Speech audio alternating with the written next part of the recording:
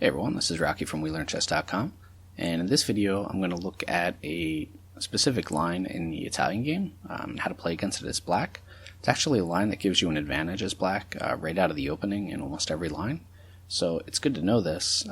It is a little bit sharp and difficult to play at first, seems a little scary, but it's an opportunity that you can take to get an advantage against a line that I think you'll see quite often at lower and intermediate levels. I see this pretty frequently. In higher level games, it's not quite as common, I think, because the disadvantages are probably better exploited by the better players. Okay, we get an e4, e5, king's pawn opening with knight f3, knight c6, bishop c4, so a tying game. And here, of course, you can also play different moves. You can play bishop c5. If you play bishop c5, of course, you have to be prepared to face the Evans Gambit with b4, which is a really sharp continuation from white. So people who say they don't want to play knight f6 because they don't want to go into the fried liver, well, you also have to be prepared to play against the Evans Gambit, which is a pretty good gambit for white. Okay, you can play something a little more passive like bishop b7 as well.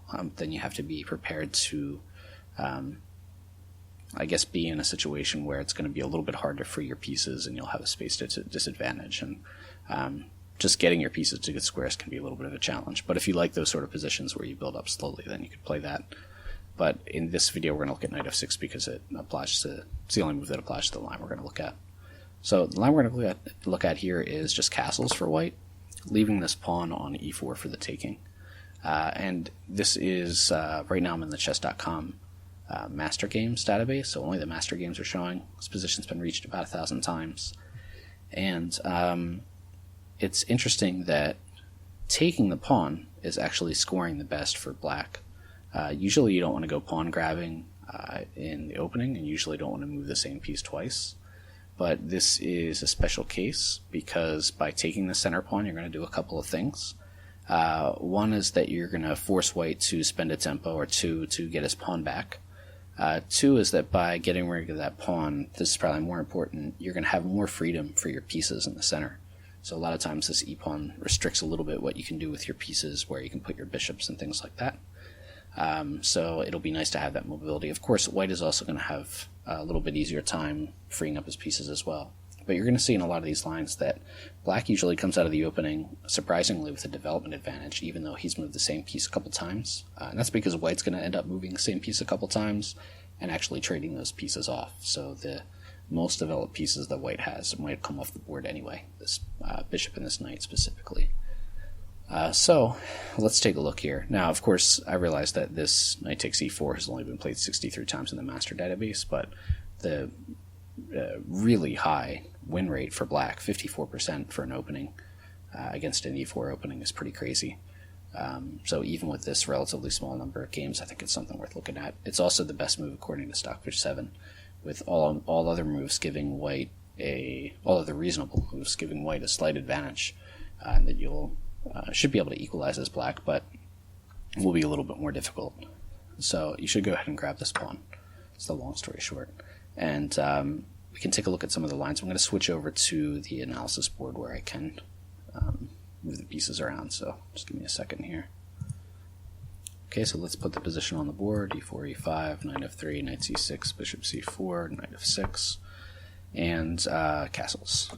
Okay, so the move that we're going to look at is taking.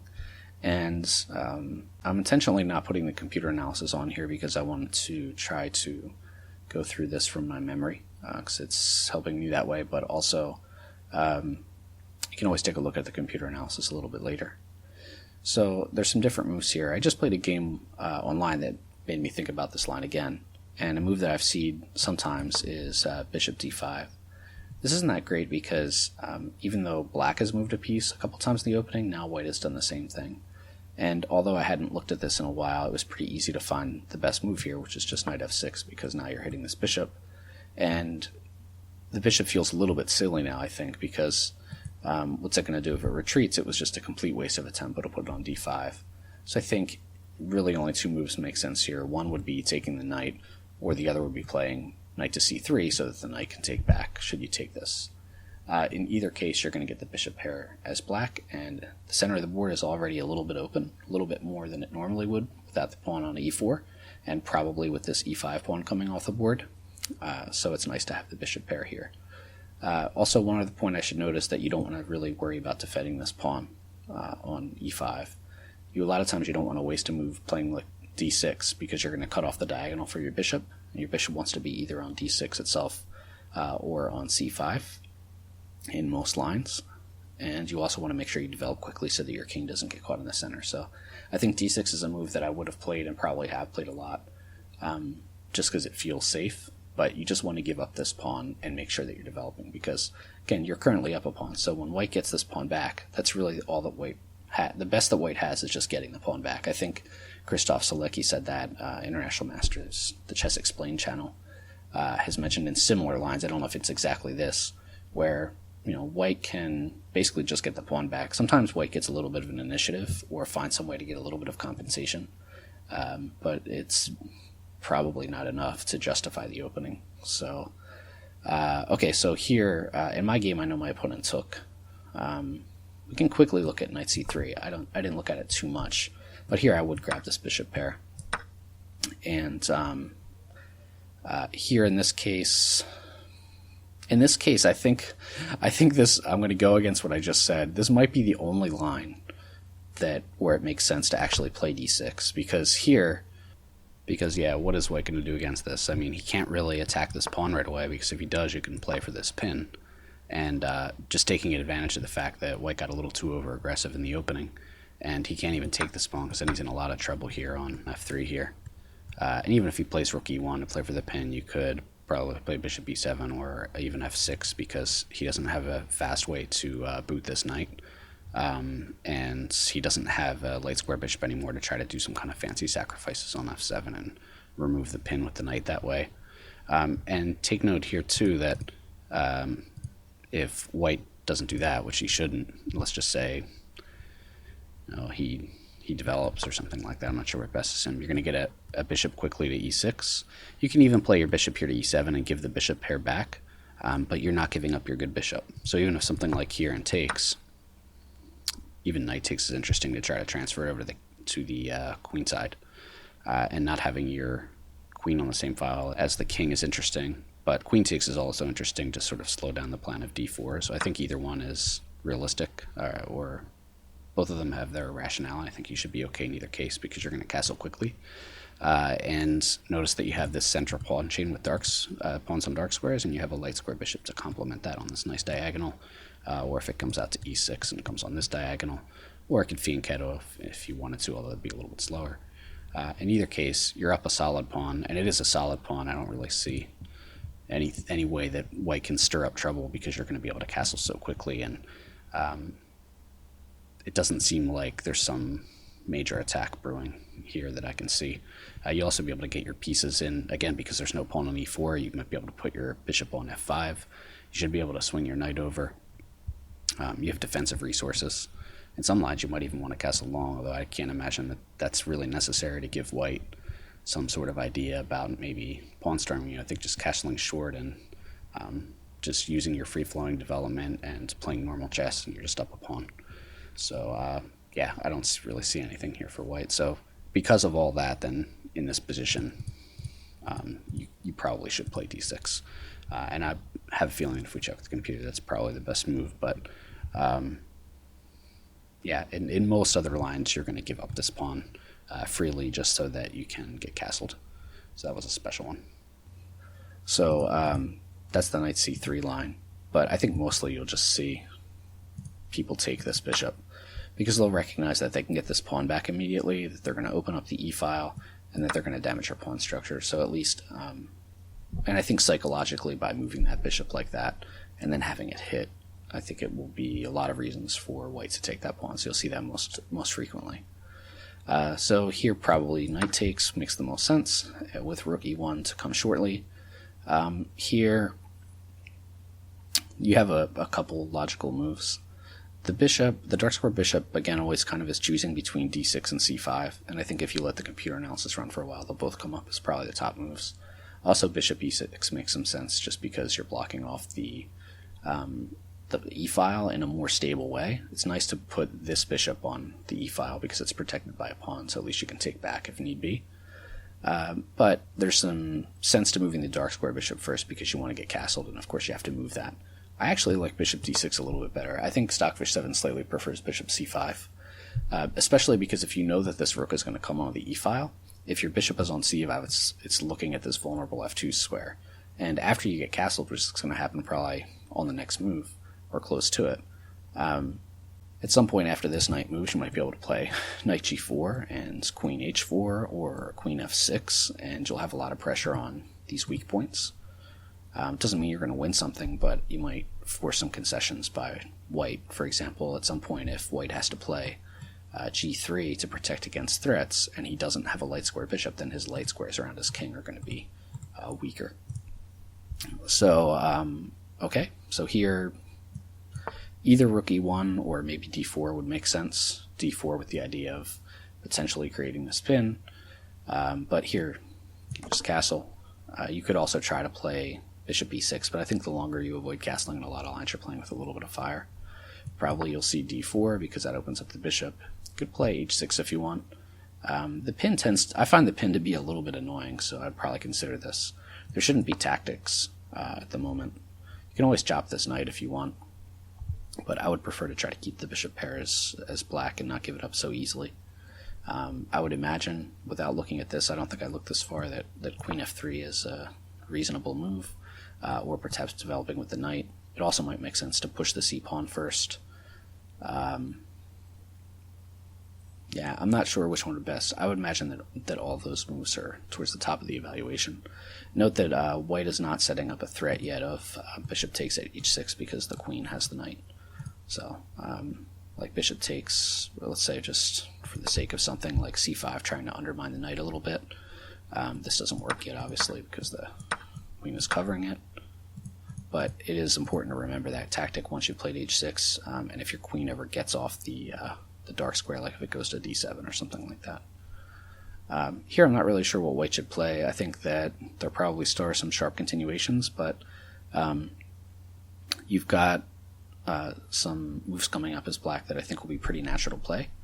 You could, of course, do a slow plan with like rook b8 and fianchettoing the queen and getting some pressure this way. That takes a little while.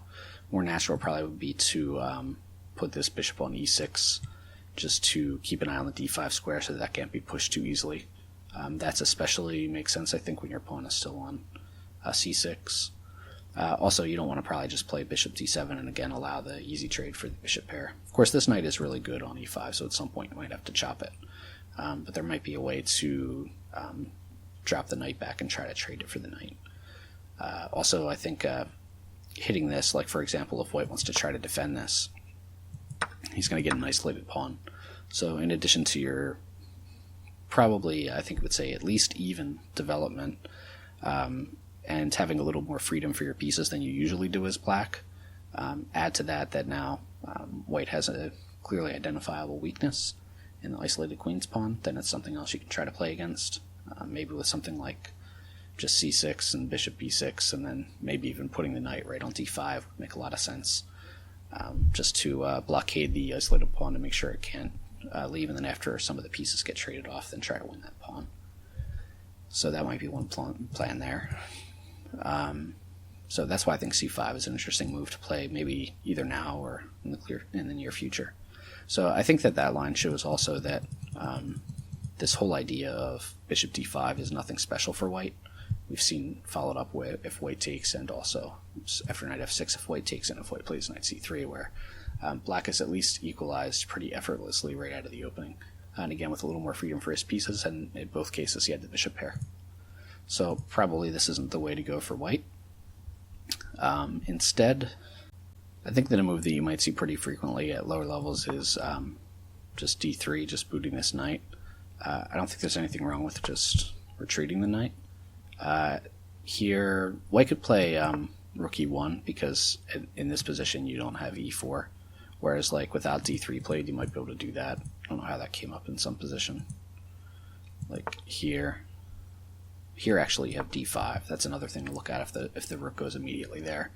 And now I think, again, you're going to end up with the bishop pair, I think, in a lot of lines, because either you allow this trade on the next move with pawn takes bishop and then rook takes here, and in that case you might even be able to play like f6 or something and defend your pawn, but I don't know if that's best. But at the same time, you're going to get the bishop pair, and you're getting the bishop pair with an open center on the board, so your bishops are going to have nice diagonals looking at the white king, potentially on any one of these, along with your queen.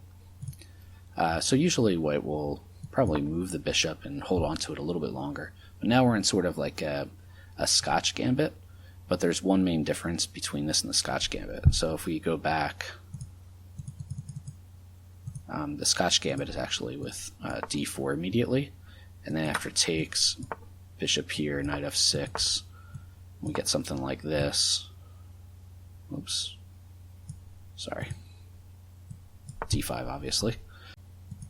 Bishop here, knight here, bishop here. And these are pretty standard moves here you take with the pawn because you want to try to keep your bishop pair and keep more pieces on the board given you have this structural deficiency.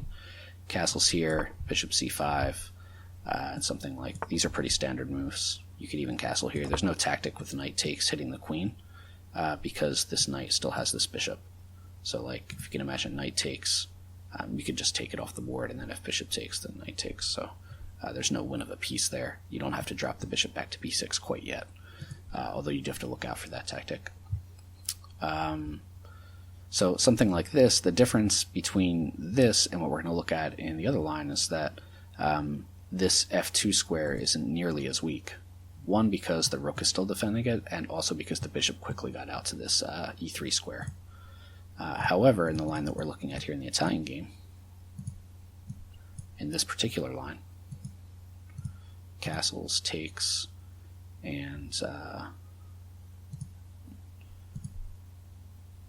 rook e1, d5, bishop b5. Yeah, here you would want to play bishop c5. And this is much different because now you automatically have two pieces on f2. And this is a little bit tricky already for white. I mean, even if he tries to go after the c6 pawn, at some point you got to watch out for this check. So probably he could take now with check. You have to respond this way. And yeah, I mean, he doesn't even have time to take this pawn.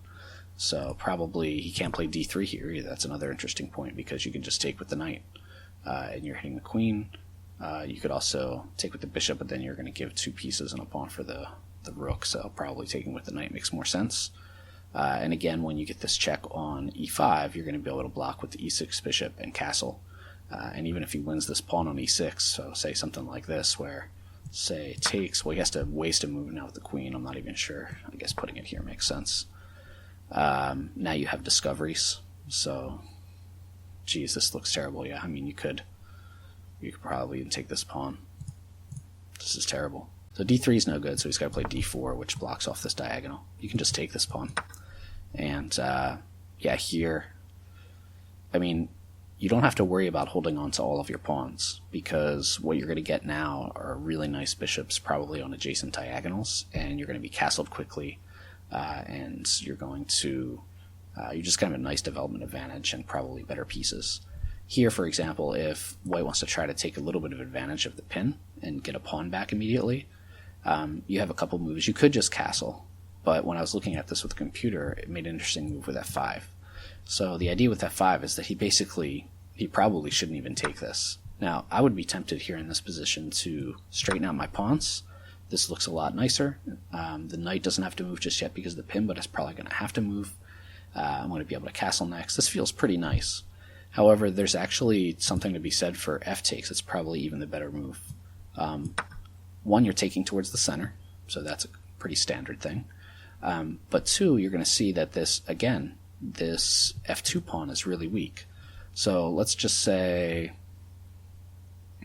I don't even know. What should white do here? If he wants to try to hit your pawns right away, that's one thing. Maybe getting bishop out makes sense. I guess he could try to hit the queen. I don't really see, like if he tries to hit your queen, I think you can just put your queen on d6 because your queen on d6 is actually doing a nice job of keeping the knight out of e5, which is one square they would probably like to go to so that it's at least, maybe threatening to take on c6 to get something for this terrible position that white's about to have. So I don't really think that bishop g5 really is useful.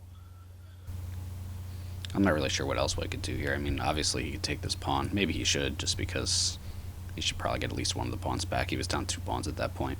I think you just castle here as black. The c6 pawn looks like it's loose, and it looks like he could take it with hitting the queen, but you've got this nice shot queen f6, and yeah, you're forking this and all kinds of pressure on f2. It's probably just totally lost.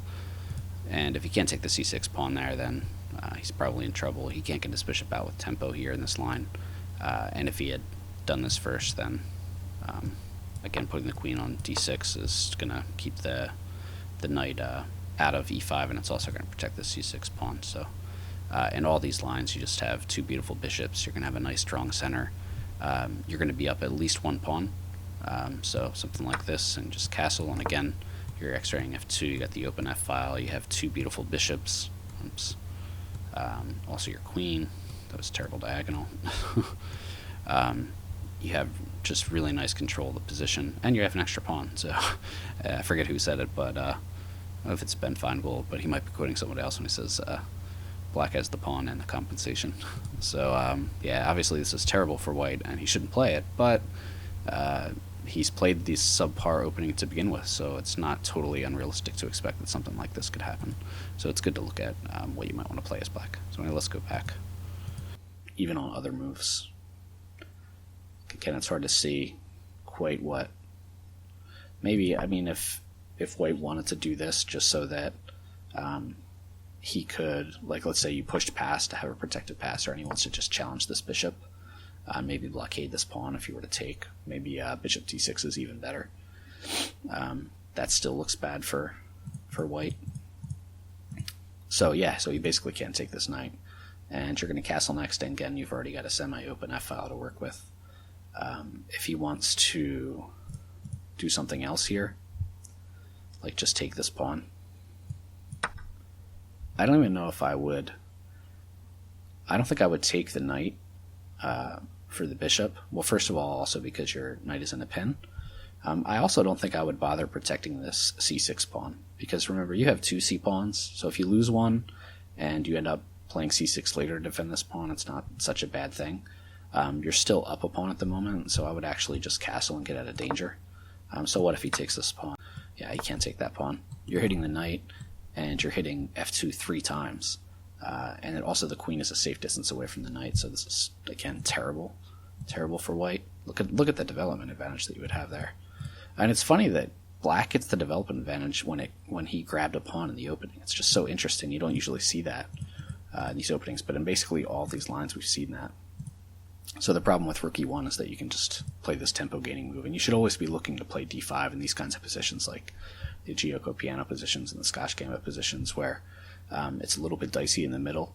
There's a pin, there's a potentially weak king on the e file, and there's pressure here on potentially on f7. You have to be able to play this d5 move in a lot of positions, and you have to get comfortable with being able to play these positions if you're gonna go in for them. Plus, I think it's good to know all these positions anyway, because you might accidentally transpose into like a Scotch Gambit, for example, and you should at least kind of know how to get to the opening alive. And once you do that, you usually have a small advantage as black. And a lot of these lines you actually have close to a pawn advantage, not just like because you're up a pawn on material in some of these lines, but even when the material's even, which probably happens the majority of the time, you just have a nice advantage or the bishop pair, both development advantage or the bishop pair, both. So that's the problem with Rook e1. So let's see, we've looked at d3, we've looked at Rook e1. If d4, you can still play d5, and this transposes into the Scotch Gambit like this. And then you probably get some standard moves from there. And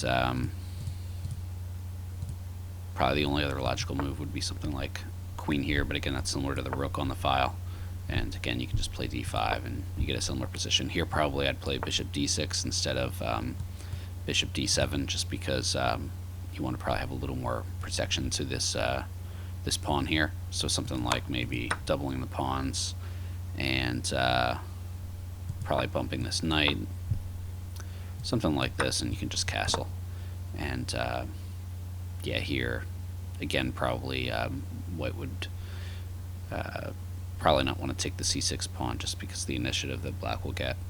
And if you play something like f4, which I think is what the computer was suggesting, then even just rook here to pin, and it's hard to really suggest what white should do. White's behind in development. Probably he's just going to lose another pawn. It's hard to see actually how you'd get out of that. So, and if he tries to play knight c6 and trade queens this way, then the knight's going to have to waste a move getting out, and the rook's going to be already on the second rank and eating up pawns. So that's not really an option either in this position. So yeah, I think we've pretty much exhausted most of the moves here for white, at least most of the ones that you'll see, especially at lower and intermediate levels from this position here. After on the fourth move, white castles and black takes. So I hope that all of this has given you some confidence to take that pawn and show why you probably should take that pawn, because you're going to get nice open free-flowing positions. And if all the positions that you've seen on the board, I have a feeling that they look a lot nicer to play than what you normally get if you just play something like bishop e7 or bishop c5 immediately. So it's definitely something to consider, and you just have to be brave and take that pawn and know that you have not only the defensive resources to survive it, but you're probably going to come out on top. So I hope you enjoyed that video, and see you around for the next one.